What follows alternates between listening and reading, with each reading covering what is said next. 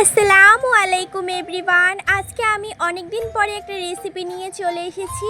আজকে আমি একটা মাছের রেসিপি দিব। তো চলুন কথা না বেরিয়ে রেসিপিটা শুরু করা যাক। আর এই মাছের নাম কিন্তু আমি জানি না। যারা মাছ কাটতে পারো না তারাও কিন্তু এই ভিডিওটা দেখলে মাছ কাটা শিখে যাবে। তো প্রথমে আমার মা কিন্তু মাছটা কুটে নিল, তারপরে ধুয়েও নিবে।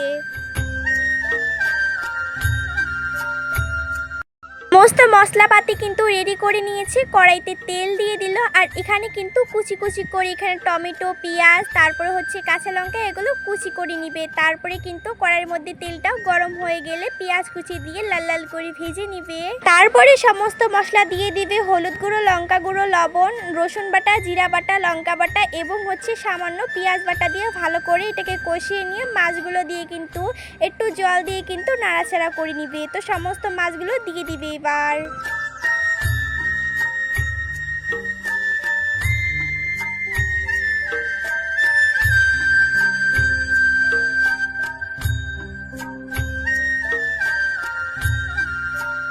মাছগুলো দিয়ে দেওয়া হলে টমেটো দিয়ে কিন্তু ওটাকে ঢাকা দিয়ে দিবে। তারপরে আবারও ঢাকুনি তুলে কিন্তু এবার জল দিয়ে কিন্তু আস্তে আস্তে রান্নাটাকে কষিয়ে নিয়ে তারপরে লাস্টের দিকে একটু ধনিয়া পাতা দিয়ে রান্নাটাকে কমপ্লিট করে নিবে। কেমন লাগলো কমেন্ট করে জানাবেন।